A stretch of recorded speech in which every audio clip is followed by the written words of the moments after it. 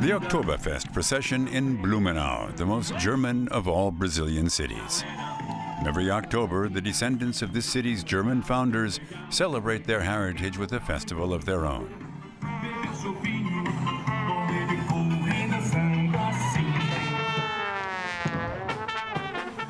Blumenau's Oktoberfest numbers among Brazil's most popular and most exotic. And with some 600,000 patrons, it's the second largest in Brazil, after the famous carnival in Rio de Janeiro.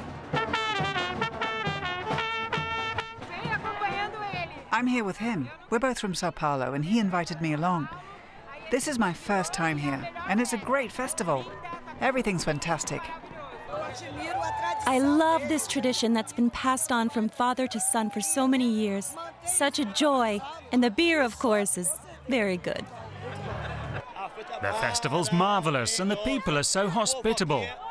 I love it and want to come back.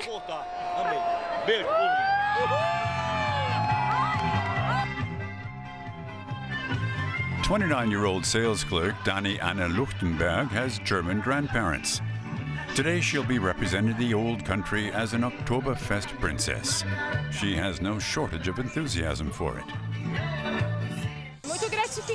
I'm very grateful. It's an honor because as a little girl, I dreamt of being Oktoberfest royalty, and here I am.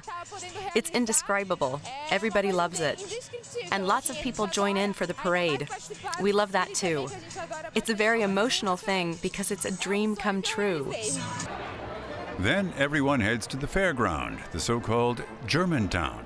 The revelers all join in, whether of German descent or not. And anyone who can shows up in lederhosen or dirndls. It's a German festival, so we dress up as traditionally as possible, with the added bonus that those who show up in costume don't have to pay admission. Wearing traditional dress, we feel like a part of the festival. And it's just nice. Yeah, it's fun dressing like this. The dishes served are typically southern German. Pork knuckles, spätzle, and most of all, lots and lots of Wurst. But the Brazilians prefer their pretzels with cinnamon and sugar instead of salt. The biggest attraction here is the beer. With a good 120 breweries, Blumenau is Brazil's beer capital. Patrons even bring their own beer mugs. The Queen and her two princesses make their daily rounds. They keep a tight schedule for the 3 weeks of the festival. During the day, we attend events, and in the evenings, we're at the festival so people can take pictures with us. We represent the festival, and so people simply love the attention.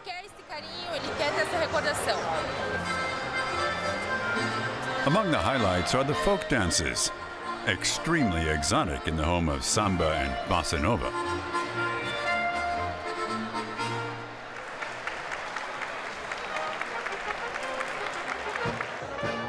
The people of Blumenau held their first Oktoberfest in 1983. It was something of an emergency. A flood had damaged the city, and its people hoped to finance the reconstruction with the festival's profits. Now it's become one of the city's main sources of revenue.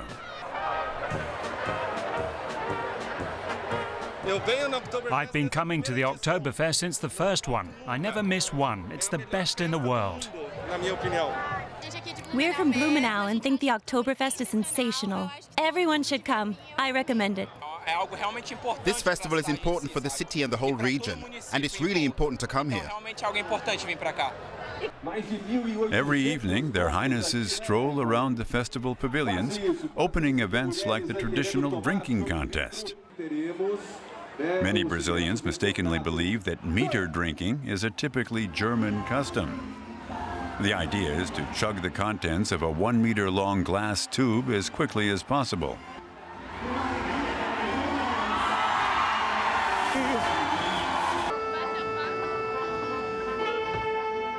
The musicians of the Blumenau Stadtkapelle dance band get ready to go on stage.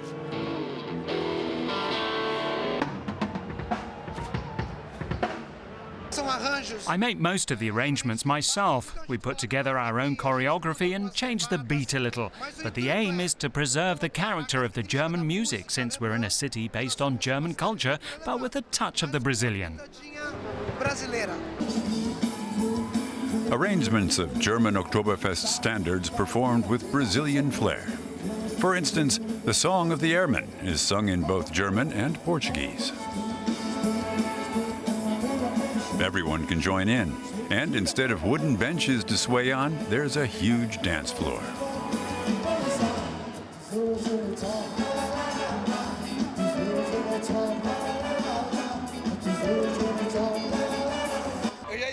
I've been to the Oktoberfest in Munich, but it doesn't compare with the Brazilians' charm.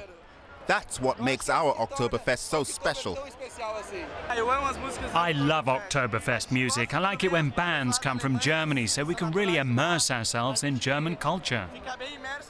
But our bands really leave nothing to be desired. They're so good. The music's lively and very danceable. It brings German culture here. That's cool.